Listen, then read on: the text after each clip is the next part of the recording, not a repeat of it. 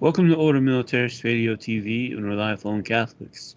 And what we do is all for free, and for our love of Jesus Christ, and for our Holy Mother, the Church, and we'll defend our Holy Mother, the Church. We have gotten to the First World War with Douglas MacArthur. We're going to hear a whole lot of action by the 42nd Division, and here we're going to hear about a priest called Father Duffy. He was their chaplain. And we're with Brother Alexis Bonello. Thank you, AJ, for having me on Ordo Militaris Radio TV for this series on the life of General Douglas MacArthur. And I want to thank the Douglas MacArthur Library in Norfolk, Virginia, where he's buried, if you want to visit his tomb, for giving us permission to use this wonderful book, which is called Reminiscences. It was actually written by the general. AJ, maybe you can show that to everyone. And there's a link on the show page how you can get a copy from the Navy bookstore. Read about this great American general. This is one of the things that you should be studying in American civic class. Great American heroes like this. And well, we're going to be in for a roller coaster ride, so strap your seats. This is going to be more material for the movie that should be made about MacArthur. A great man. They made a great film about Patton. I think the one on MacArthur would be just as astounding. And we left off with the outbreak of the First World War, and MacArthur being in the general stash of the War Department was given a prominent role. So, what happens? What's the first thing he's assigned to do? Okay, so he was assigned to assemble the 42nd Division at Camp Mills near Garden City on Long Island, New York, with Major General William A. Mann, the commander, and he says he was also Chief of Staff. The role of the components listed 26 states. Infantrymen from New York, Ohio, Iowa, and Alabama. Artillerymen from Illinois, Indiana, and Minnesota. Engineers from South Carolina, California, and North Carolina. Machine gunners from Pennsylvania, Wisconsin, and Georgia. Trench mortarmen from Maryland. Military police from Virginia. Signalmen from Missouri. Ammunition men from Kansas. Supply train men from Texas. Ambulance and field hospital men from New Jersey, Tennessee, Oklahoma, Michigan, Oregon, Nebraska, Colorado, and the District of Columbia, and cavalrymen from Louisiana. Now, this is a very unusual composition. You have to remember that the last war the United States big war it was in, besides the Spanish-American War, was the Civil War, and there was still a lot of rivalries between the states because the militia fought in those wars, and the states were divided. And whose idea to form the unit, this unit, and how did it end up giving the unit its name? So, while MacArthur was busy doing this, he was also, press secretary for the War Department. And MacArthur said the division would stretch across the United States like a rainbow. And so, the name of the 42nd Division what became known as the Rainbow Division, from all these places stretching from the East Coast to the West Coast. Okay, all the colors of the land, as it were. Mm-hmm. And but did they have some problems in the unit between like northern and southern states? Yeah, so let me get into the article here. I'm reading from army.mil, from the Army's website here. Yeah, they have an official page about this unit, and AJ is going to give you the picture of the actual camp there at Garden City. You can see what it looked like, how troops mustered back then. I sense a lot of patriotism there. So other major units came from Alabama, Iowa, and Indiana. Since the Civil War's 50th anniversary had been marked only 4 years earlier, much was made of having soldiers from the North and the South serving side by side. The Alabama unit, for example, had fought against the New York Regiment at Gettysburg. Guess these are the regiments, not the men. Obviously, the men have changed out. The veterans were some veterans were still alive that period. So, what were they doing there on Long Island? So they were um, they were uh, training up the men to become a cohesive unit. I mean, he says during August and September, the division worked day and night to whip into shape the 27,000 men who had arrived in different stages of training. No frills, fancy gadgets were employed, such as been over the propagandized by the trench warfare methods of the Western Front, but the sound basic principles which for time immemorial have laid the solid foundations for victory. There were no leaves, passes were limited, officers and men fared alike. By the time ships were ready, so were we, so they went back to the old hard school of training to whip them into shape and make them men of iron. Do we know that when MacArthur came to Garden City as chief of Uh, staff, when the unit was shipped out? so on October 18th, he writes, I sailed on the Covington, formerly the Hamburg American liner, Cincinnati, one of the many German ships seized in American waters at the beginning of the war.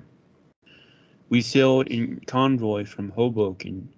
Life on board a troop ship was a new and somewhat unnerving experience for the uninitiated. There were endless drills, efforts made to properly exercise the men. Space was cramped. Each man was allowed 45 minutes time a day on deck. Life belts were worn all the time. The ship was dark at night with no markings allowed in the open. In a running sea, it is a real sensation to grope around decks in the darkness. The convoy sailed under sealed orders, opened up each day with ships positions designated for the following afternoon. All lifeboats were let down to deck level and all rafts unlashed and placed along the rail. Ships were constantly holding target practice with their 6-inch guns. The targets, resembling periscopes, were towed. So after being at sea for 10 days, so they arrived on the 28th of October, 1917, to And where St. did they arrive Nazaire, at? France. Okay, Saint Nazaire, France is the west coast of France. You know where France has that arm that kind of sticks out. It's the coast down there, Saint Nazaire. And that was a big entrepot, which is a French word meaning depot, base, supply base for the American military. It was way far away from the front, so it was safe. And by 1917, the threat of German naval action there was already greatly reduced. The submarines were still quite a threat. Interesting that they're on a Hamburg, a seized Hamburg transport ship. And I don't know if MacArthur had been on board before, but for most American troops on that ship, they had never seen the ocean or been on sea. So there was probably a lot of stuff being coughed up here and there. Probably a tough find, but that's a quick, very quick passage, 10 days. Means you had good weather. And for late October, that's unusual because that's still hurricane season. And How long does it take them to get from Saint Nazaire to the front line? Do they spend some months in France before they actually get deployed?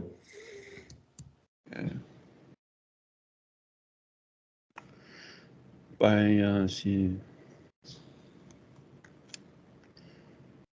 the infantry regiments of the division were immediately disembarked and shipped in little 40 by 8 French boxcars to training areas south of Toul in eastern France.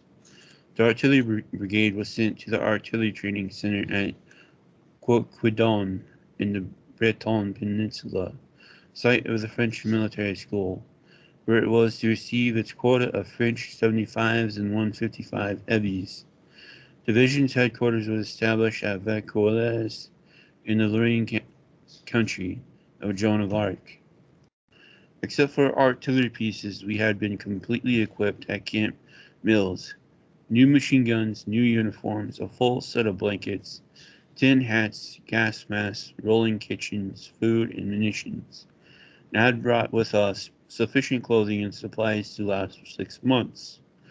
But a large part of these maintenance items, which I had so carefully garnered, including 50,000 pairs of heavy marching shoes, were promptly taken over by GHQ to supply deficiencies in other divisions. We suffered greatly later on from the lack of replacement equipment and supplies. That's American Army. Wonderful tradition is stealing supplies of other units. So for those who don't know the geography, the Breton Peninsula is that pointed part of France that sticks out in the Atlantic. Vaucouleurs is near Arc, where Joan of Arc began her pilgrimage to save the Kingdom of France. She goes and speaks to the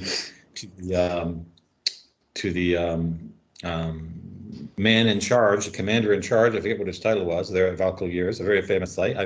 I have been through that town. It's a lovely countryside, rolling hills. And Toul is in Dijon. Near Dijon. It's near the French-German border, which is used to be in the old borders of the Holy Roman Empire of your ancestors, Spain and France. So that was much closer to the front line. So it's kind of amazing that the division would be immediately broken into pieces for training, but I guess that was just the logistics of it, because the Americans did not yet have a training camp in France. So that must have spent the whole winter. Right? Yeah, but I was not prepared for the heaviest blow. An American corps was being organized by the Chaumont General Headquarters to consist of 3 divisions, for which the 42nd was to be broken up as replacements. General Mann protested without avail that the Rainbow had been a uniting force as the nation began to mobilize for war, that its elimination would be a shock to the country, that the replacements could easily come from the troops constantly arriving from the United States. I then decided to go to Pershing's chief of staff, my old Manila friend, Brigadier General James G. Harbord. I asked him to come and see the division and judge himself on the merits of the situation, whether such a splendid unit should be regulated to a replacement status. He came and saw and revoked the order. My action was probably not in strict accord with normal procedure, and it created resentment against me among certain members of Pershing's staff.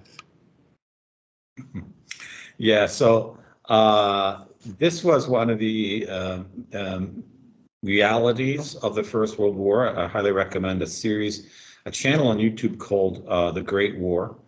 And if you watch all the episodes, they did one episode every week for the entire war on the 100th anniversary. So about 1917, the units were being decimated. Getting good regular reinforcements was hard to come by. And usually those are the guys that would be sent to the front lines and as fodder, because the regulars who had survived, the veterans of the first 4 years, they knew not to go over into no man's land when the bugle sounded.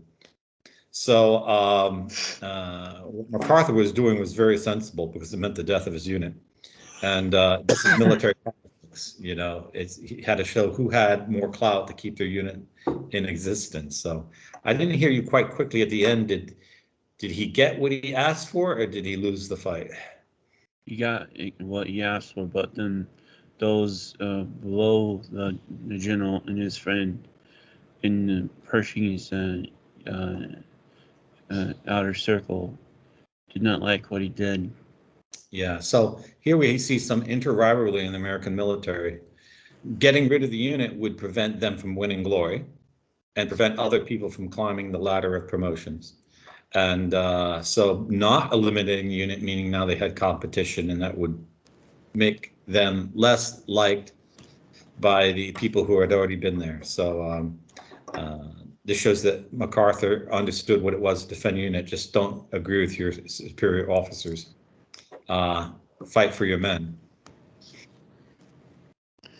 At this time, the British and French desperately needed reinforcements, so 4 infantry regiments of the division were placed under the command of General Georges de Bazeret of the French 7th Army Corps to be battle-trained with 4 French divisions. As a result, the 42nd moved in February of 1918 to a combat sector in the Venver-Baccarat area. General Mann had been replaced by Major General Charles D. Menoyer, a regular colonel in the field artillery, who had been a classmate of General Pershing's at West Point.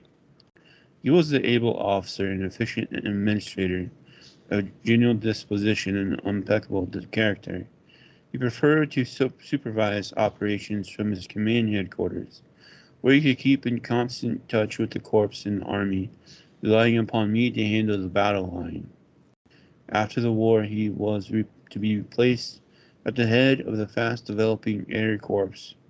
We became great friends, and 32 years later, his son was to be one of my assistant division commanders in Korea. Shows you how small a family the U.S. Army was. So they were training all through the winter because by 1917 they weren't doing any more winter offensives. It was just too high casualties for the men. February is about when the fighting usually began. The spring rains would come in March. So it wasn't really until April they could do anything. But at this point in the war, it was just a slugfest of how many you could kill on each side by tremendous artillery barrages. There was really no, since World War I warfare lacked mechanized transport, organized cooperation between different kinds of units like tanks and machine guns and infantry and artillery. Infantry were just thrown to their deaths. But we're going to see, and I hope this MacArthur mentions this, that it's actually the U.S. the Army that develops the new kind of warfare at the very end of the First World War that ends up being used by the Wehrmacht in the Second World War. On February 26, I had my first contact with German troops. I had long felt it was imperative to know by personal observation what the division had to face. It is all very well to make a perfect plan of attack, to work out in theory a foolproof design for victory. But if that plan does not consider the caliber of troops, the terrain to be fought over, the enemy straight opposed, then it may become confused and fail. I went to see General de Bazeret, but he was reluctant to authorize me to join the French raiding party out to capture Boche prisoners. I told him frankly, I could not fight them if I could not see them. He understood and told me to go. Okay, well, the French general knew how suicidal that request was. So the Germans had some really bad tactics by now. They were the experts in the machine guns. So you had the whole front line from Switzerland all the way to the English Channel is a complete trench system. And the Germans, originally it was just one trench system. Then the Germans did 3 trench systems. By 1917, in certain places, they have 5 trench systems. So if you take the first trench, there's another trench and another trench. But what was really decisive for the German defense in many places is that there would be like a hill or a ridge, and the Germans would be at the top. And the Allies would have to come up it over a long open plain. And in the beginning, the Germans would put their armaments on the ridge. Well, then they could be shot. Well, then Germans got smart and moved them behind the ridge. So their machine guns would fire from a position that could not be seen, and the bullets would go right down the slope and mow down the Allied enemies. It was very, very difficult to win that kind of a war with infantry because you couldn't target your artillery on the machine gun emplacements and you couldn't shoot at them, but they could shoot at you. So the Germans were a formidable enemy on the Western Front, and they held it pretty much fixed for 4 years. It was overcast night, but the polio's faces were daubed with black, so that the faint light would not gleam on their white features. Carrying pliers to cut the enemy wire, they crawled through the barbed wire and over the bleak piles of war refuse that lay between the German and the Allied trenches. Just short of the trench they intended to raid, a German guard heard them. His gun flashed in the night. The alarm spread through the trench across the front. Flares soared and machine guns rattled. Enemy artillery laid down a barrage in front of the lines, trapping the party. But the raid went on. They finally leaped into the trenches, and the fight was savage and merciless. Finally, a grenade tossed into the dugout where the surviving Germans had fled ended it. When we returned with our prisoners, those veteran Frenchmen crowded around me, shaking my hand, slapping me on the back, and offering me a cognac and absinthe. I was probably the first American soldier they had seen. General de Basilari pinned a croix de guerre on my tunic and kissed me on both cheeks. I was now one of them. For the small but savage actioneer, Rich Richecourt and the American command awarded me the Silver Star for extraordinary heroism and gallantry in action. The word seemed a bit too much to me, but I was, of course, glad to have it. By 1917, that was certainly extraordinary heroism because it was a suicide mission, anyone who knew that. And to have executed it and pulled it off. Does he say whether he was doing this with French troops or he had some Americans with him? He was just the only one. He was the only American with the French units. Okay, so that's quite outstanding, and he got 2 awards just for that one action. So here we have another case that MacArthur has an angel watching over him from not to get shot or hurt, because between the French line and the German line, there's no man's land, but it really should be called dead man's land, because in that space are the carcasses of thousands of blown up Mm-hmm. pieces of human flesh, horses, burnt trees, holes, barbed wire. You just don't sneak across it, you know. The average person sneaking across something like that and coming into half of a brain or a ripped open torso would probably puke his guts out and lose his nerve. So you can see MacArthur is a man of steel. Early in March, it was decided that the Rainbow Division was ready for its acid test, the attack. It had withstood an enemy raid, endured a night gas attack, and had conducted itself well in the trench duties. But what our allies wanted to know, indeed, what the Germans wanted to know, was how the Yanks would do when they met the Boche hand to hand. Millions of people, friend and foe, waited breathlessly for the first news of the American attack. The target was a section of German trench on the Salette de Fez. I received permission from General Menoher to accompany the battalion of the 168th Infantry assigned to make the raid. 0 hour was 5 o'clock plus 5 minutes. The French had moved in their artillery, preparing to commence fire at 5 minutes short of 0 hour. There was a cold drizzle, the air was sharp with the coming storm. The mud was ankle deep. The Germans seized the operation, and 40 batteries of their guns opened with a deadly accurate fury. Our casualties began to mount. I began to feel uneasy. You never really know about men at such a time. They were not professionals. Few of them had ever been under fire.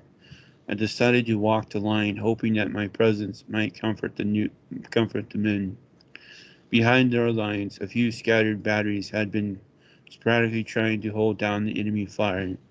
They had not been successful, but as my watch hit 0 hour minus 5, the night trembled with the thunderous belch of 60 batteries.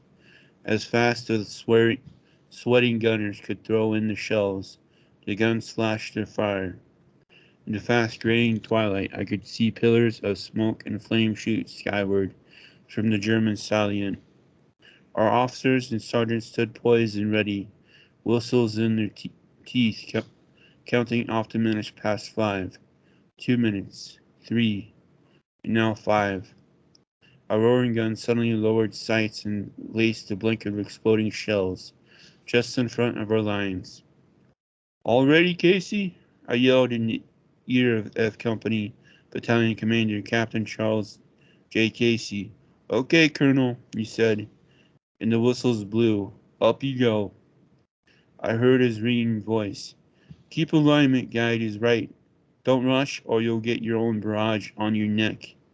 I went over the top as fast as I could and Okay, scrambled pause forward. right there. Pause right there in the midst of the action, AJ, because I want to explain to the audience what's going on. So a salient is when the enemy's line kind of sticks out. And when the enemy's line sticking out, you attack that because you can attack on 2 or 3 sides. And the French had perfected a thing that's called the rolling artillery barrage. That is when your men are ready to cross out of their trench and attack the enemy, your artillery behind you rains down artillery fire ahead of you, like a couple 100 feet ahead of you. And it goes like a wave towards the Germans, and your troops follow it in. And that was very, very effective. And this is what's going on here. So it's not just going over and getting out of your trench and moving towards the enemy. You have bombs blowing up in the air right in front of you. You can't go too fast forward because your own artillery could cream you. And you're relying that the artillery barrage is sufficiently heavy enough, the enemy's not going to see you through all the explosions. So continue, AJ. I went over the top as fast as I could and scrambled forward. The blast was like a fiery furnace. For a dozen terrible seconds I thought they were not following me, but then without turning around I knew how wrong I was. To have doubted for even an instant. In a moment they were around me, ahead of me, a roaring avalanche of glittering steel and cursing men. We carried the enemy position. From then on, the Rainbow was rated by both friend and foe as a fighting ace. Major Casey and I were awarded the Distinguished Service Cross, and second only to the Medal of Honor as a battle decoration. Okay, so he kind of condenses the whole thing, that bloody fight. Whether he took the first or second or third line of the salient, he doesn't tell us, but that was something that goes down in his military record as going to be very important for his whole career. This is his very first battle, and he won it. The test of a man, because a lot of people, they claim they have reputations. When it comes to the thick of tough of actual doing something, they fail at it. So, and once again, he doesn't get injured, which is amazing. Because in many of those charges on salients, 40, 60, 80% of the attacking unit would be killed and wounded in the action. And their commanders would all be were the ones targeted by the Germans to be killed. So, the Rainbow Division had a short rest, but it was short-lived. The Germans were ready to launch their great attack against the British and French to the north and west in this desperate attempt to end the war before the American army was fully ready. At 4:40 on the morning of the Thursday, March 21st, the German offensive fell on the British Fifth Army about 170 miles to the Rainbow's left. A second German strike aimed ultimately at the Marine in Paris immediately followed, causing the 4 French divisions, then serving with the 42nd, to be withdrawn. This left the Rainbow to guard the entire Baccarat section on the Lorraine front. For 82 days, the division was in almost constant combat when we were relieved on June 21st. French General Pierre Georges Deport, under whose corps command we had served, cited the 42nd for its offensive ardor, the spirit of method and discipline shown by all its officers and men. It's quite an amazing task for them to hold the line so long. I don't know where my maternal grandfather was in this war, but he was cutting hair. So he was like 20 miles behind the front line. So maybe he trimmed the hair of some of these heroes of the 42nd. And this is not the end. This is when the summer now of 1918. So there's a few more months left of the war. What does MacArthur be doing in this time, the rest of the summer and the fall? So they got a new French commander, General Henri Garrard. His fame was well known to me. His Algerian exploits had won him the subsequent of the Le Lion d'Afrique. His Gallipoli campaign had become almost classic, but I was not prepared for the heroic figure to whom I reported, with one arm gone and half a leg missing, with his right beard glittering in the sunlight, the jaunty rake of his cocked hat, and oratorical brilliance of his resonant voice. His impact was overwhelming. He seemed almost to be the reincarnation of that legendary figure of the battle and romance, Henry of Navarre, and he was just as good as he looked. I have known all the modern French commanders. Many were great measured by any standard, but he was the greatest of them all. Pétain and Foch ranked with the best of any era, but Pétain always exaggerated the enemy's potential and thereby failed to exploit fully his successors, and Foch was too inflexible once he had outlined a plan and constantly missed opportunities.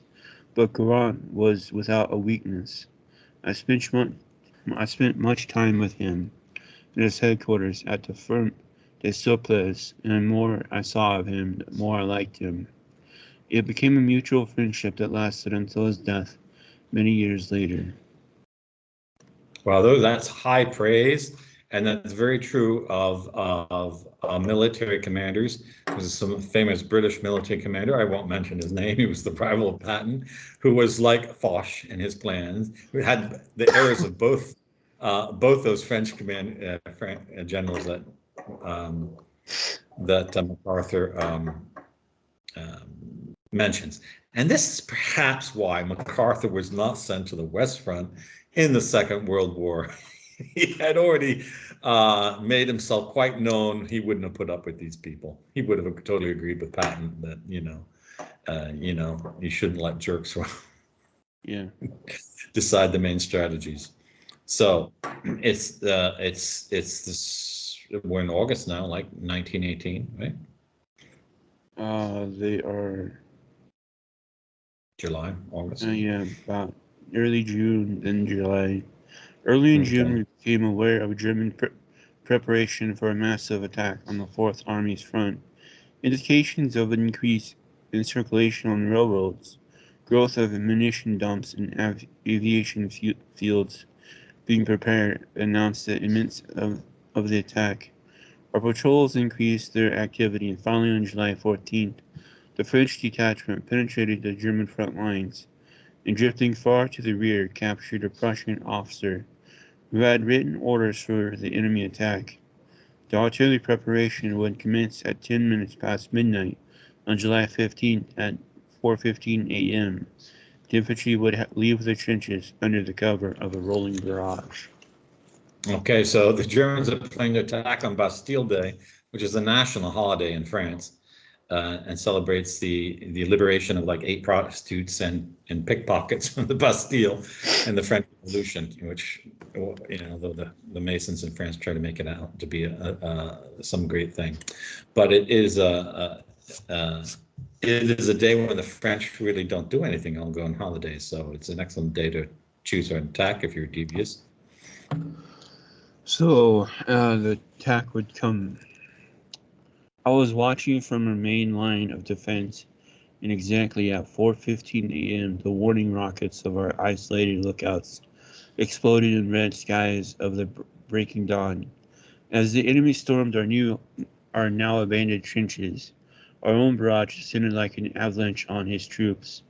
The ease with which their infantry had crossed the line of alert, so thinly occupied by our suicide squads, had given them the illusion of a successful advance. But when they met dikes of our real lines. They were exhausted, uncoordinated, and scattered, incapable of going further without being reorganized and reinforced. Their legs are broken, I told our sweating cannoneers. In a few spots they broke through, but in the main were repulsed and driven back. We launched counterattacks, and by afternoon the outcome was clear. The Germans' last great attack of the war had failed, and Paris could breathe again. General Gouraud cited division in the following words: "We have in our midst the most perfect fraternity of arms, the 42nd American Division. We esteem it so an honor to rival them in courage and nerve. Its men went under fire as at a football game, in shirt sleeves, with sleeves rolled up over nervous biceps. I was awarded the Silver Star for the second time. A few nights later, the group of us toasted our victory in Chalons. We drank to the petite barmaids and sang a Mademoiselle Amistez. But I found something missing. It may have been the vision of those withering bodies hanging from the barbed wire, or the stench of the dead flesh still in my nostrils. Perhaps I was just getting old. Somehow I've forgotten how to play."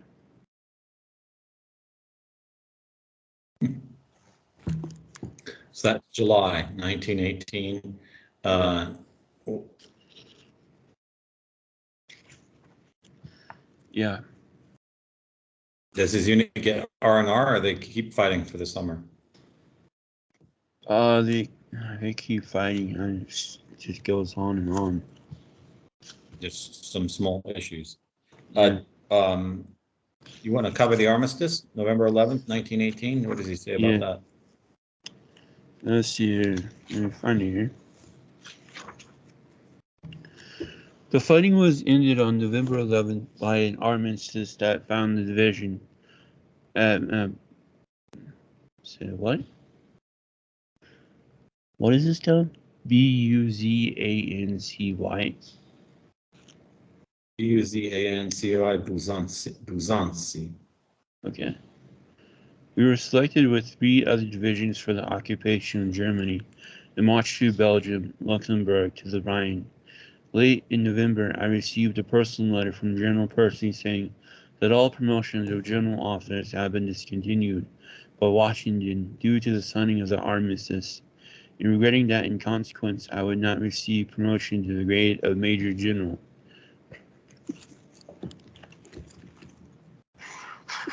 These military guys are all interested in honors. Like one master sergeant told me, they'll kill their mom for an honor. That's an exaggeration, of course.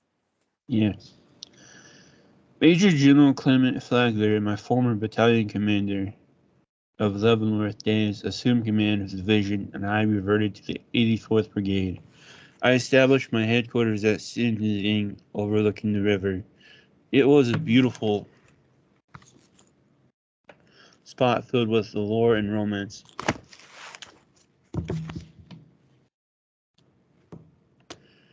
of centuries. Shortly afterwards, I felt desperately ill with a throat infection. Too much gas during the campaign, but the brigade surgeon in good luck pulled me through. The division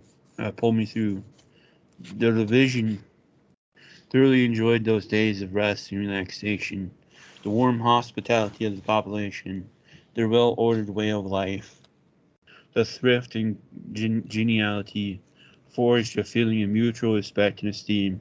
We had often dreamed and boasted during the fighting of watering our horses in the Rhine.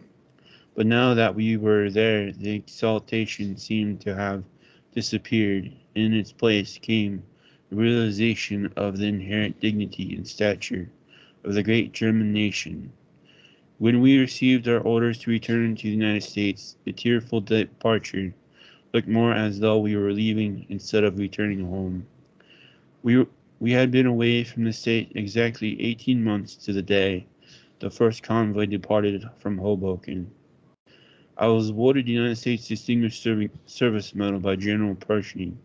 and by the French an honorary corporal of the 8th Regiment of the line of the Legion of Honors Fourguer, an honorary first-class private of the Battalion des Chasseurs Alpins, with the Medal Militaire Forgerie.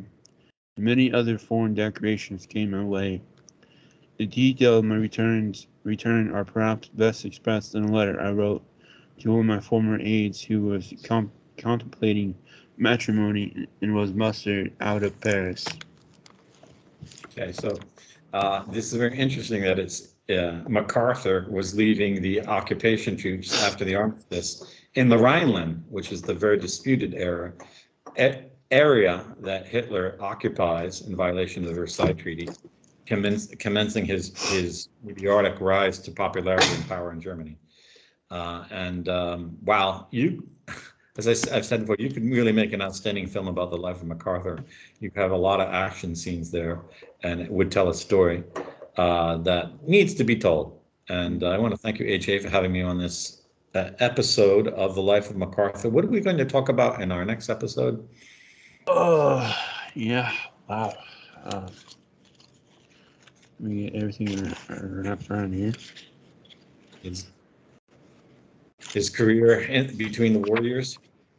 I had it set up for where he starts World War II, but we can try to find some stuff to talk about for that. Yeah, I'd be interested to hear if he wrote anything about the Veterans March on Washington when they were denied their payments, their pension checks, the attempted coup d'etat of the United States government. I think it was 28, 32. I forget what year it was. Yeah. And so, yeah. Once again, if you'd like a copy of this book, there's a link in the program notes. And the feature image, I think, AJ, for this program is going to be using the base there at Garden City, New York. So you see what the extra troops looked like back then. And if you know of other resources on the internet about the 42nd, or maybe your grandfather was in the 42nd, then write a comment and send a link on this show. And so that other readers and those interested in this program can share their own memories. Yeah. This is Order Military Radio TV signing off. Asphalt. Asphalt.